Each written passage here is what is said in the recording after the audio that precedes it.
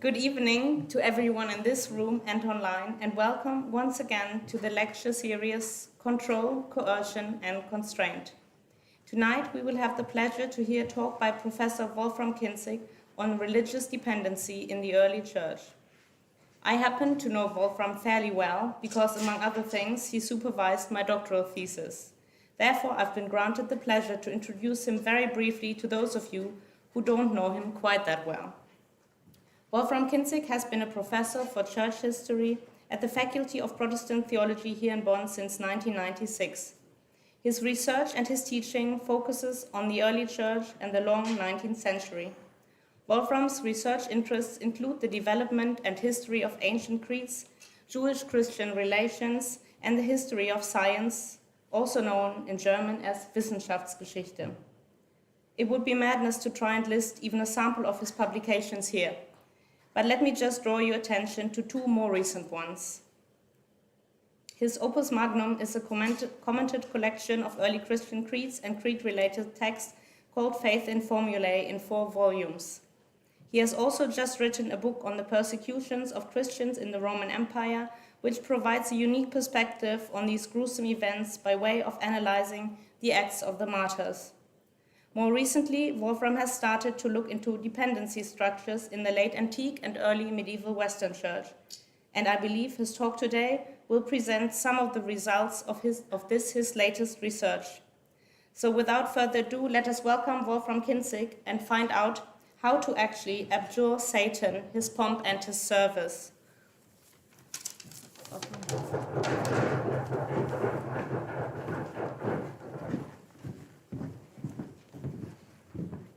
Thank you, Julia Winnebeck, for this very kind introduction. And without further ado, myself, I will start with my talk today, and I'm quite happy to welcome questions after the talk.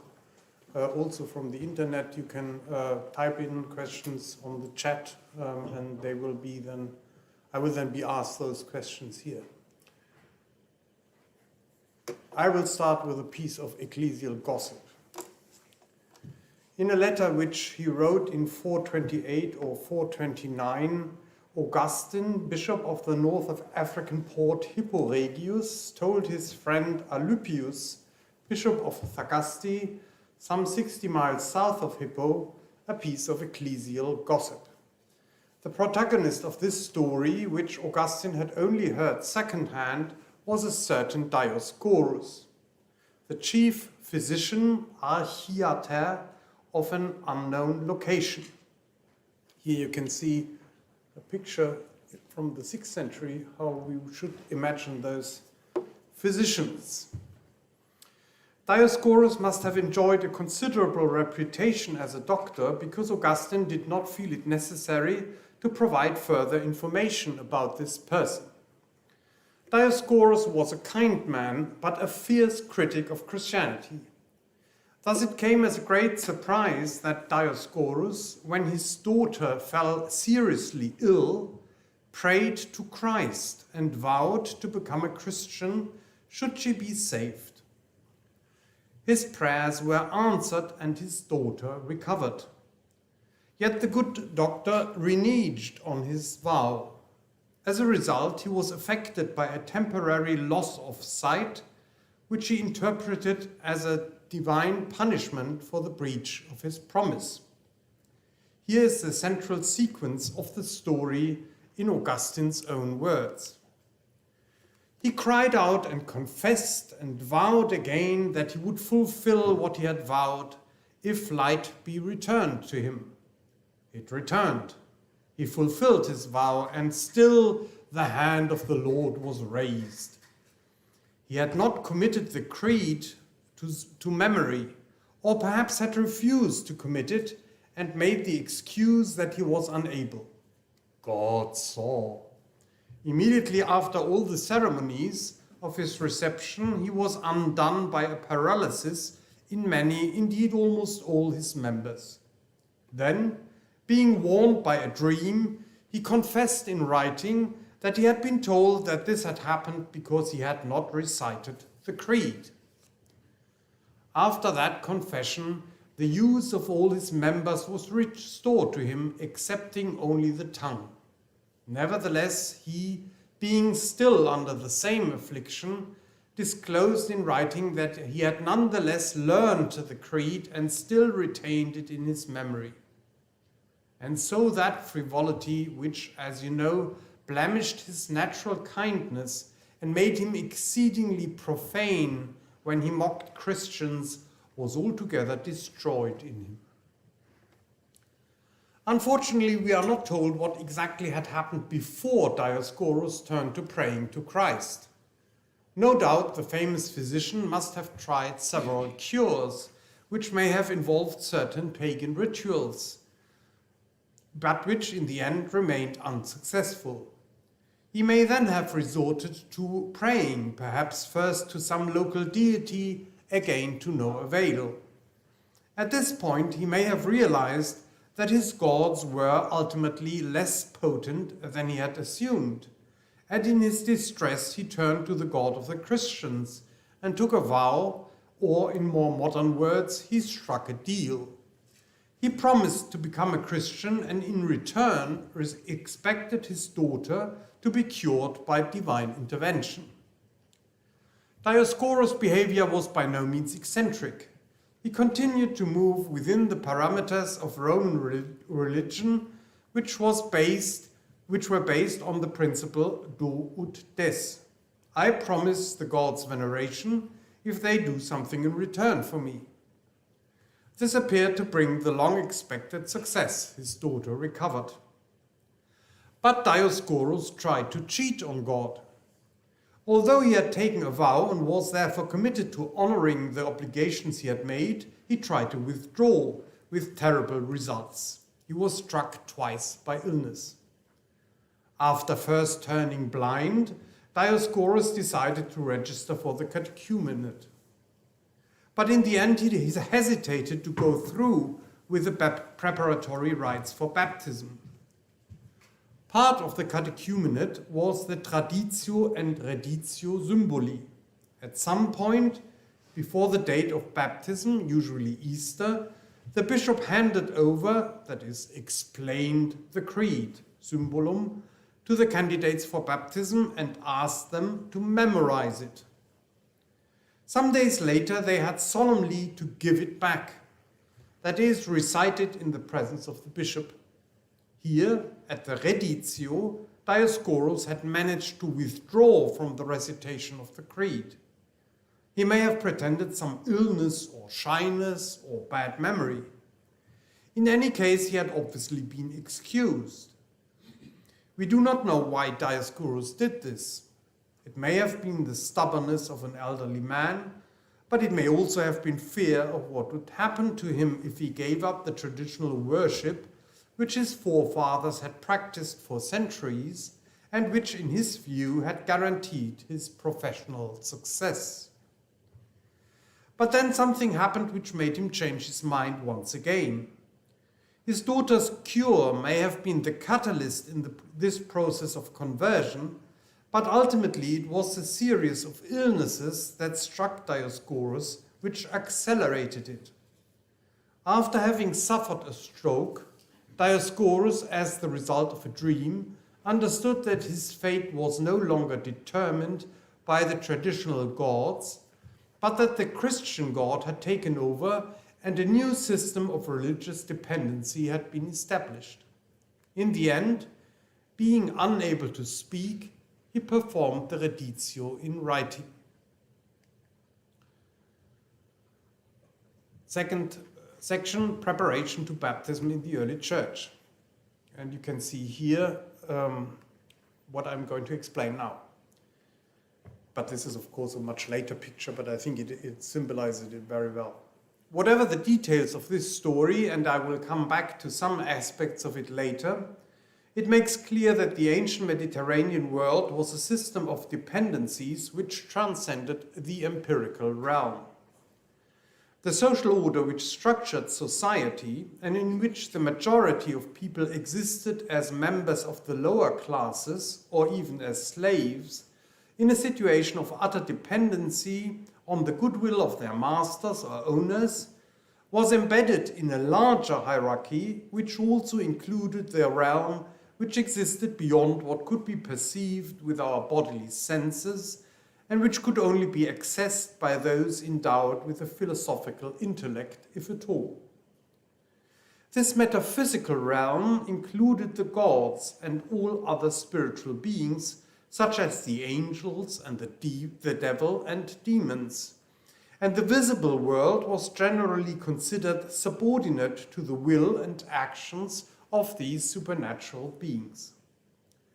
In early Christianity, it was thought that humans were able, by a system of rites with legal implications, to extract themselves from the power of the devil and of the traditional gods, who were considered to be evil demons, and to place themselves under the sole power of Christ.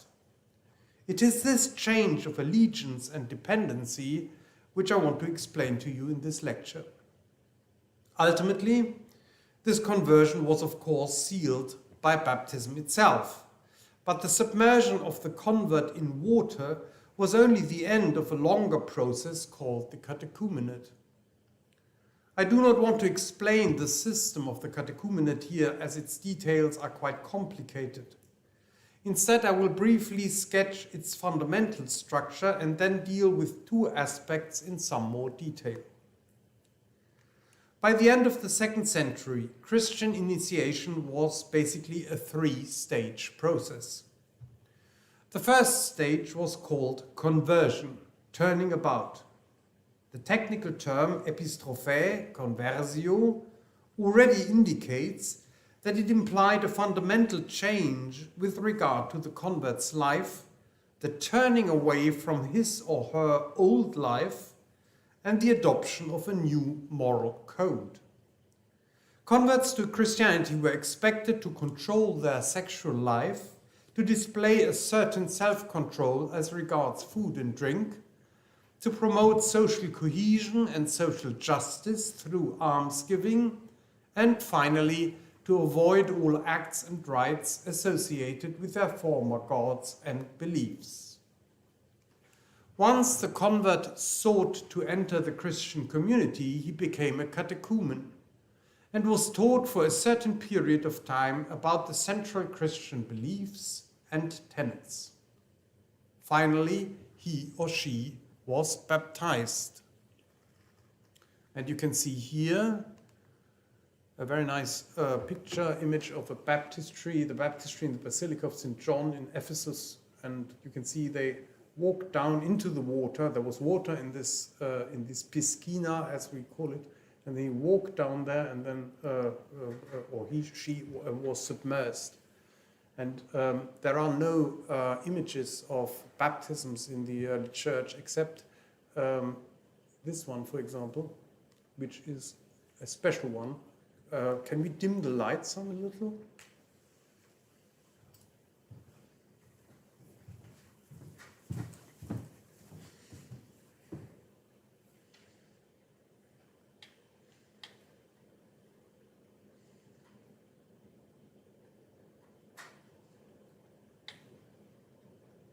This looks good. Yeah. Kann man das auch noch? Yeah, that's good. Okay, because it's if you don't dim the light, you can't see how nice this mosaic, this famous mosaic from Ravenna really is. And there you can see Christ being baptized. But that's of course not typical, right? It's a special baptism, and it's complicated also because we don't really know who the person on the left is. Who's sitting there, whether this is some kind of river god or whatever, which perhaps wouldn't fit. In order to be admitted to baptism, the catechumens had to undergo an examination, and if successful, were repeatedly exorcised so that they would be cleansed from all evil spirits. The clergy had to make absolutely sure that no demons remained in the baptizants, and that they were pure enough to receive baptism. These exorcisms were accompanied by the two rites of apotaxis, or apotagē, and syntaxis, syntagē, renunciation and engagement. And, second rite, traditio and reditio symboli, the handing over and recitation of the creed. It is these two rites which I wish to focus on in the next minutes, because they symbolize or even enact the change of religious allegiance referred to in the title of my paper. So first, the rite of apotaxis and syntaxis. In order to explain what this rite was about, I turn to one of the most influential theologians of the 5th century, Theodore, Bishop of Mopsuestia in Cilicia, Kilikien in German. A series of catechetical homilies has come down to us in Syriac translation, in which Theodore explains the Creed, the Lord's Prayer, baptism, and the Eucharist. In what follows, I will focus on the rites preceding baptism. In Theodore's description, probably delivered sometime at the end of the 4th century, and this description or this interpretation is also found in many other Christian authors of the period. In this description, the world is dominated by two competing systems of dependency. One headed by Christ, who is ultimately victorious, the other by the devil. Satan had laid a claim on humankind ever since the fall of Adam. In his sermon, Theodore stages a veritable courtroom drama. Satan's ownership of humankind had been challenged by his slaves. He takes his case to the divine court, as a result of which humankind defends itself against its devilish accuser as follows. But it is necessary that a judgment should be given for us against the tyrant who is fighting the case against us, that is to say, Satan, who is always envious of our deliverance and salvation. He shows here also the same ill will towards us and tries and endeavors to file suit against us as if we had no right to be outside his ownership. He pleads that from ancient times and from our being in legal succession to the head of our race, we belong to him by right. Theodore then gives the floor to the accuser, who recapitulates the story of the fall of Adam and God's pronouncement against Adam in Genesis 3:18-19, which entitled Satan to ownership of Adam and of all his descendants. Satan concludes, "From the fact that by his own will he, Adam, chose my lordship, you clearly belong to me, as I am the prince of the powers of the air and of the spirit. But now I work in the children of disobedience. How then is it possible that this man, who from the beginning and from the time of his forefathers belongs to me, as a just death sentence was passed against him in this mortal world, and where he still is and where I hold sway over him, should be taken away from this world and from this way of life, and consequently from my lordship also, which he himself chose willingly? And should he now become immortal, a thing which is higher than his nature? And should he be seen in the life and occupations of the abode of heaven? This does not pertain to humans or to beings who have this human nature, who are different from those who are endowed with a higher nature." Humankind, therefore, is forced to show and establish the title it possesses. That originally we did not belong to Satan and to our forefathers, but to God who created us while we were not and made us in his own image, and that it was through the iniquity and the wickedness of the tyrant and through our own negligence that we were driven towards evil. Therefore we lost also the honor and greatness of the divine image, and because of our malice we further received the punishment of death. Finally, it was Christ who through his death abolished human sin and transgression and thus came to humankind's rescue. In the end, after having listened to both sides, God passes a sentence. He condemned the tyrant for the ill will of which he had made use against him, Christ, or God, and against all our race, and pronounced judgment against him. Therefore he raised Christ our Lord from the dead, and made him immortal and immutable, and took him to heaven. And he vouchsafed to all the human race the joy of his gift, so that no room might be left to the slanderer from which to inflict injuries on us. The moment when this transition from the tyranny of the devil to the merciful reign of Christ could be made by the individual believer was the rite of apotaxis, renunciation, and syntaxis, engagement. Here the candidates for baptism were actually declaring their change of ownership from Satan to Christ. The words of this rite varied in the Greek church, but its basic formula looked like this. I abjure you, apotasomai, Satan, and all your pomp and your worship service, and I engage myself, syntasomai, Christ, to you. The verb apotasomai is often translated into English as I renounce, and understood as an expression of abstention or even of asceticism. But other semantic nuances were also attached to this term and therefore to the rite of that name. In papyri, apotasomai is used in a legal context, designating withdrawal from legal obligations resulting from a contract. In addition, in contracts and other documents, the term was also used as a part of a formula indicating renunciation of legal support. Finally, apotasomai and syntasomai could be understood as withdrawing from and placing oneself under someone's command, and leaving and joining troops or a commander's entourage, taxis. Hence, the terminology used here could also evoke juridical and military associations. The idea of a change of allegiance and its legal consequences may also be indicated in the use of the much discussed term pompa. In the explanation of the Church Fathers from Tertullian onwards, the pompa diaboli, the devil's pomp, is simply everything sinful associated with the devil, in particular the theatre and the circus, pagan cults and their festivals, inappropriate songs and music, and other licentious or cult-related behavior.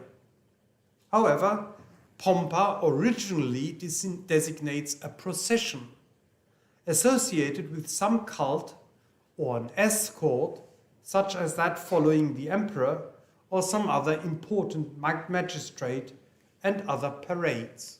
And you can see here such a parade from a famous mosaic from Sousse in Tunisia, the triumph of Bacchus. The candidates for baptism may always have associated this nuance with their act of abjuration. Leaving Satan meant also leaving his retinue and joining the cohorts of Christ, who was superior to the prince of darkness. The recitation of the formula by the candidates was accompanied by a series of outward gestures and signs. Theodore describes them like this. The candidates stood barefooted on some sackcloth and took off their outer garments, such that they ended up standing there in their underwear. Then they stretched out their hands towards God and looked towards heaven as if to pray. So like an orans, which we have here, a person praying, as we know it from the catacombs. That's, but she or he, it's not quite clear, is wearing his or her outer garments. Finally, they genuflected while keeping the rest of their body erect and said the formula of apotaxis and syntaxis. In Theodore's congregation, in a slightly extended version. I abjure Satan and all his angels and all his works and all his service and all his earthly deception. And I engage myself and believe and am baptized in the name of the Father and of the Son and of the Holy Spirit. Then the priest, clad in shining robes, signed the candidates on their forehead with chrism, so a special kind of salve, and said, "So and so is sealed in the name of the Father and of the Son and of the Holy Spirit." Finally, the godfathers spread an orarium, a linen stole, on the crown of their heads, raised them and made them stand up erect, the baptizers. For each element of this rite, Theodore offers an extensive explanation.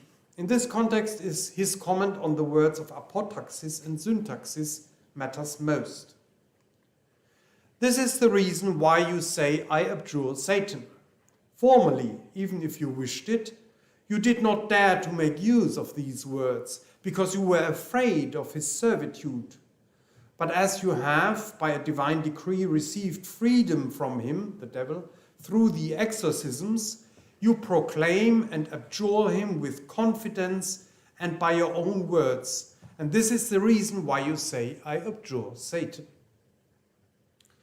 Through the apotaxis, the converts renounced their association with Satan and withdrew from that, as Theodore says, cruel and ancient contract which resulted in the calamitous servitude to him under which they lived. They were able to do this because Christ had freed them from the yoke of the tyrant, had delivered them from his servitude, and had granted them a share in his merciful gifts.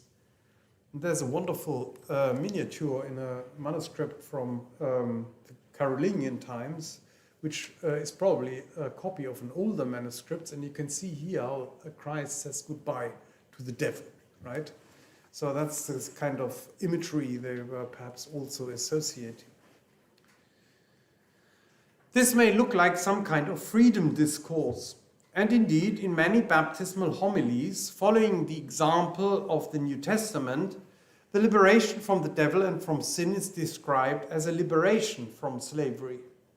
However, this does not imply that the newly baptized Christians were seen in any way as enjoying from now on some kind of legal, social, or moral autonomy. In all ancient Christian writers, freedom from the devil meant service to Christ, which consisted in adopting the moral conduct prescribed by the new master and laid down in the New Testament. Theodore concludes the section on the apotaxis and syntaxis by saying, "As when you say, 'I abjure Satan' and keep entirely away from him, you indicate never to revert to him, nor to wish to associate yourself with him anymore, so also when you say, 'I engage myself,' you show that you will remain steadfastly with God, that you will henceforth be unshakably with him, that you will never separate yourself in any way from him, and you will consider it most precious to be and to live with him and to lead a life that is in harmony with his laws." Both relationships, the old one with Satan and the new one with Christ, are regulated by contracts obliging one partner to serve the other.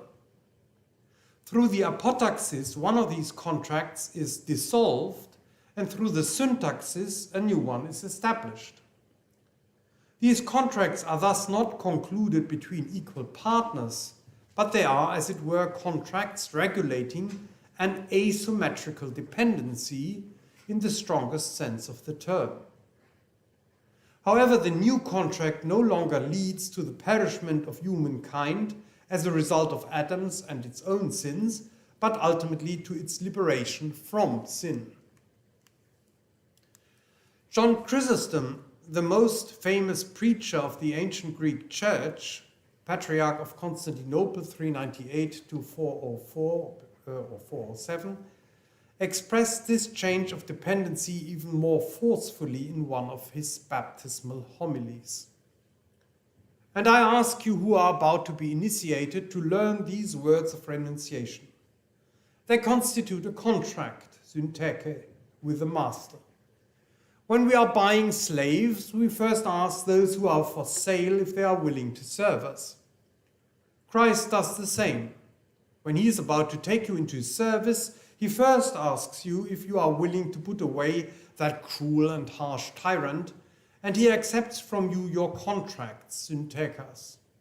He does not force his mastership on you. And consider God's loving kindness, philanthropia. Before we pay out the price, we question the slaves who are for sale, and only when we learn that they are willing to serve us do we pay out the price.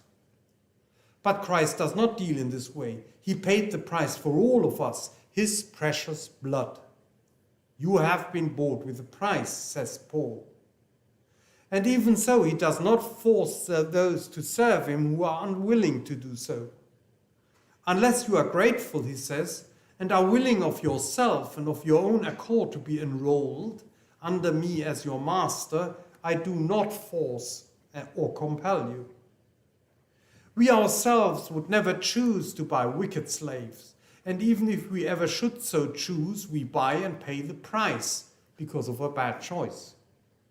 But when Christ buys reckless and lawless slaves, he pays the price of the first-class slave.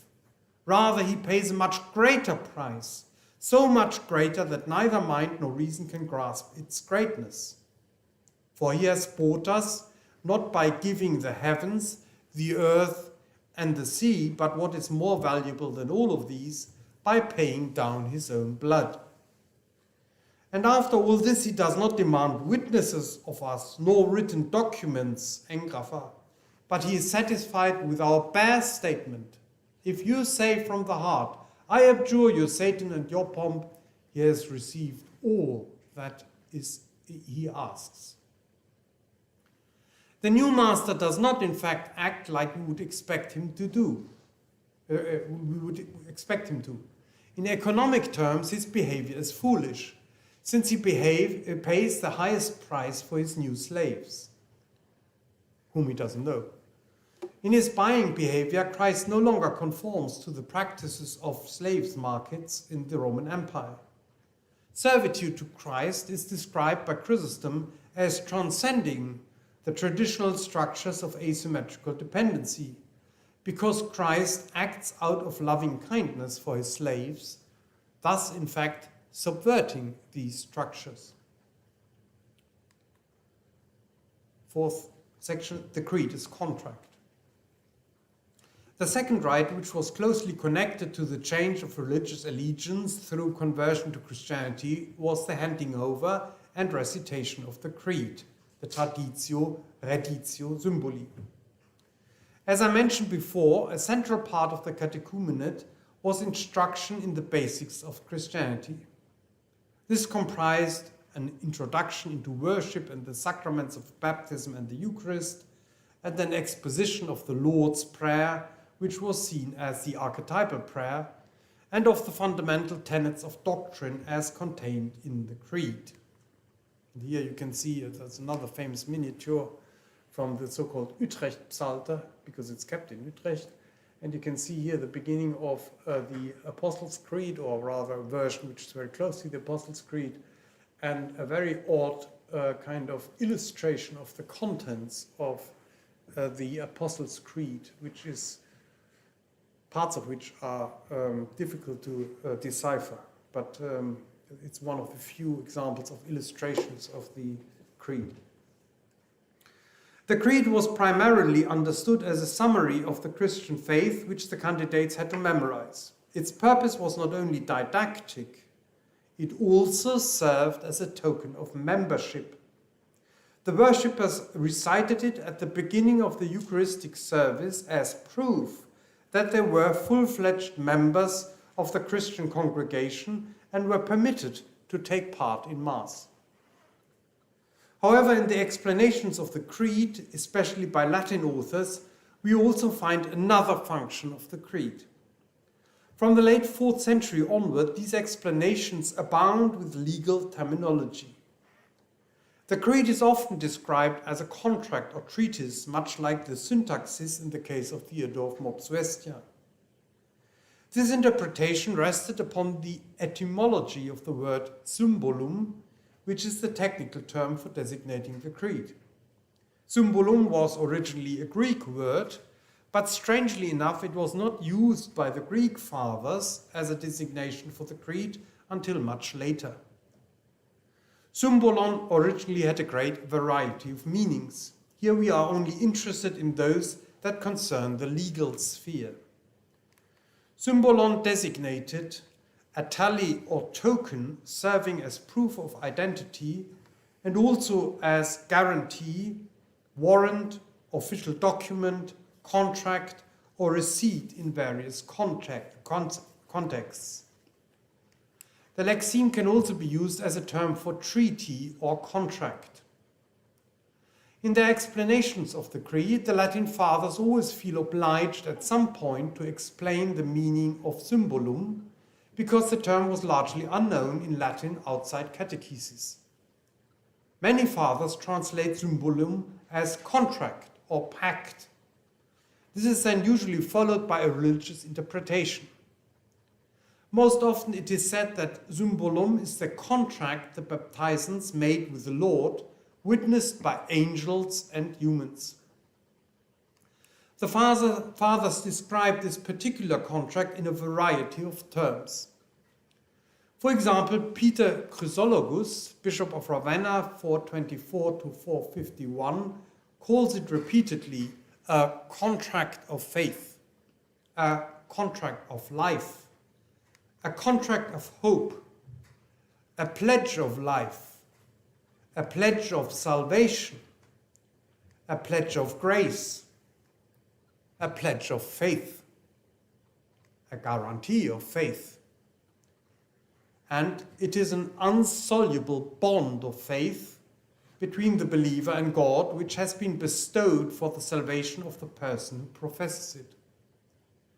Fides in these contexts means faith, but it also means reliability in contracts made between business partners. Therefore, in the explanations of the creed, the spheres of business and of religion overlap to a large degree, and it is difficult to say whether or not this kind of terminology is used in a metaphorical sense, or whether the preachers thought that an actual contractual engagement would take place in baptism. I'm very puzzled about this, whether they actually thought that a contract was being made. A good example for this kind of baptismal discourse is found in a sermon by Peter Chrysologus, who admonishes the candidates for baptism as follows. We are taught that even in a human pact, a pledge or a contract, which contains hopes for immediate or future gain, is called symbol. Nevertheless, duplicate documents always confirm that agreement between the two parties, and human wariness is appropriate with respect to a debt obligation, lest treachery, always the enemy of pacts, might creep in and deceive. But this is the case between human beings, among whom fraud damages either the one by whom it is done or the other to whom it is done. But between God and human beings, the agreement of faith is confirmed by faith alone. It is entrusted not to the letter, but to the spirit. It is entrusted and committed to the heart, not to a sheet of paper, since divine credit has no need of any human pledge. God does not know how to commit fraud and is incapable of suffering it, since he is not hindered by time, nor restrained by age, nor deceived by concealment. He sees what is hidden, he retains what is stolen, and he possesses what is refused him. For God's account is always solvent, since there is nowhere for what he has entrusted to another to be lost. The following is the case for the human being, not for God. What is lost to the one who rejects is not lost for the one who lends it. But you say, why does someone who cannot be deceived demand a pledge? Why does he want an agreement? He wants it for your sake, not for his, not because he has any doubts, but so that you might believe. He wants an agreement, since the one who entered into your death does not disdain entering into a pact with you, Satan. He wants an agreement because although he's always lending everything, he wants to be in debt himself. He wants an agreement because now he's calling you not to a present reality, but to faith. Through the present pledge, he also entices and invites you to future gain. God's behavior is then once more eccentric in economic terms. He demands no written agreement and grants us all the profit. Explanations such as these were part of the traditio symboli, the ceremony disclosing the content of the creed by the bishop. As I indicated before, it was then to be learned by heart and shortly before the actual baptismal service to be recited in front of the congregation. The liturgical framing of the creed and the solemn setting of the traditio and reditio symboli, which was accompanied by the insistent admonitions of the preachers not to write it down lest it fell into the hand of non-believers, led to the sacralization of this particular text. I cannot go into this here any further. Suffice it to say that regardless of the bishop's warnings, creeds were written down and were then used as charms or were recited to protect from the danger of journeys or to enhance the efficacy of medicinal herbs. The combination of apotaxis and the creed. Occasionally, the reditio appears to have been replaced the syntaxis in the Eastern Church. This seems, for example, to have been the case in Jerusalem. We have a description of the rites in a series of mystagogical catecheses, baptismal homilies, which may perhaps be ascribed to Cyril of Jerusalem, second half of the 4th century, and may have been preached in the 380s. Here the candidates entered the antechamber of the baptistry, faced towards the west, stretched out their hands and said, "I renounce you, Satan, and all your works, and all your pomp, and all your service." The preacher explained that the west was the region of darkness, the realm of the prince of night. This act entailed the annulment of the covenant, diatheke or syntheke, humankind had concluded with Satan after the fall. This continues, "When you renounce Satan, trampling underfoot every covenant with him, then you annul that ancient league with hell, and God's paradise opens before you, that Eden planted in the east, from which for his discretion our first father was banished. Symbolic of this is your facing about from the west to the east, the place of light. It was at this point that you were told to say, I believe in the Father, and in the Son, and in the Holy Spirit, and in one baptism of repentance." It looks as if here the creed replaced the simple formula, "I engage myself, Christ, to you." The candidates were then led into the baptistry itself, where they were asked one by one whether they believed in the name of the Father, the Son, and the Holy Spirit, and were immersed in the water. Thus the creed appears to have been doubled, once in declaratory form in lieu of the syntaxis, and once in interrogatory form at the baptism proper. By and large, however, the number of occurrences where the brief formula of syntaxis was replaced by the much more elaborate creed or by creedal questions in the Eastern Church is limited. There are also some cases where both formula of syntaxis and the creed or some creedal formula were recited. In the Latin West, however, we find no equivalent to the Greek formula of syntaxis at all. It appears never to have been used. Instead, here the creed or creedal questions followed upon the renunciation. Sometimes the reditio symboli and the reply to the renunciation with either the entire creed or some briefer formula were two separate rites. In other places, the reditio and the syntaxis may in fact have coincided. As a result of this process, the two separate legal discourses about the meaning of baptism, that of the apotaxis and that of the creed as symbolum were also amalgamated. The combination of apodoxis and creedal questions persisted in the Roman Church over the centuries and is still found in the present Roman Missal. In its rite of baptism, it contains the following dialogue. Celebrant, do you renounce Satan? Parents, godparents, it's infant baptism. I do. Celebrant and all his works, parents and godparents, I do. Celebrant and all his empty show, parents and godparents, I do. This is followed by the creedal questions. Interestingly still, they don't say he or she does. They say I do. So they take the place of the infant, right? But it's still acted out like an adult baptism. Finally, some summary remarks. Oh, let me just go back to this and look at the person in the bottom right. Can you see that? The skin color. Can you see the skin color of the person who's being baptized here? It's interesting. It's a black person.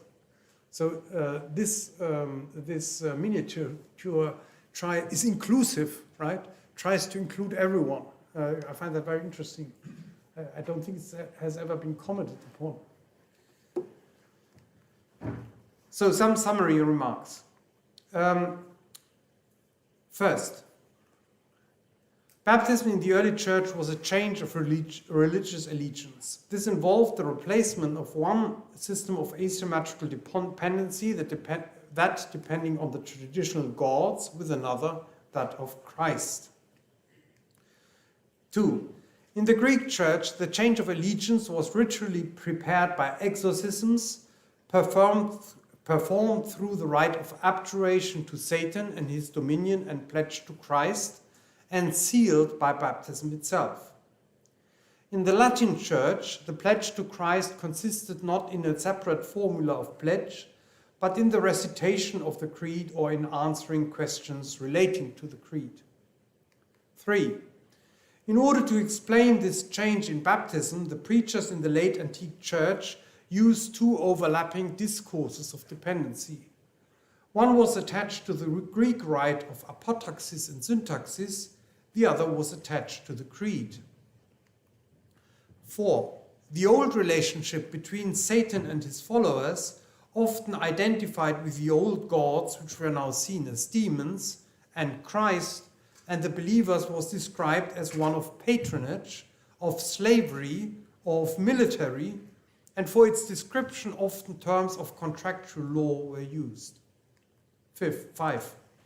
The new relationship with Christ, which was established through baptism, was by no means symmetrical either, but required total obedience and trust by the believers, which was to be expressed in a certain moral behavior and in one's faith in the salvific action of Christ as formulated in the creed. However, the relationship between master and slave was marked by the master's unconditional love for his servants. This background then may help to explain the enormous significance which Dioscorus, the protagonist of our initial story, attached to this transition, why initially he was hesitant to make it, and why eventually he interpreted his paralysis as a punishment for not having recited the creed. He had ignored that his divine owner had changed, and as a result had suffered divine retribution. On the surface, the religious systems of dependency that I have described had no immediate bearing on the social systems of dependency. Free persons remained free and slaves remained slaves. But the central commandment in the new moral code, the commandment to love one's neighbor, also included slaves. And slaves, just like all other marginalized and oppressed people, were welcome in the church as full-fledged members and were invited to share its promises of salvation.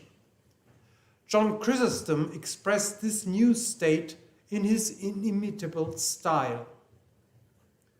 Did you see the abundance of his goodness? Did you see the munificence of his invitation? Come to me, he says, all you who labor and are burdened. His invitation is one of kindness. His goodness is beyond description. Come to me all, not only rulers, but also their subjects, not only the rich, but also the poor, not only the free, but also the slaves, not only men, but also women, not only the young, but also the old, not only those of sound body, but also the maimed and those with mutilated limbs. All of you, he says, come. For such are the Master's gifts. He knows no distinction of slave and free, nor of rich and poor, but all such inequalities cast aside. Come, he says, all you who labor and are burdened. Thus a new standard of ethical behavior had been set. Whether in the wake of the Christianization of Europe, this did indeed lead to the formation of a more humane society would be the subject of another paper. Thank you very much.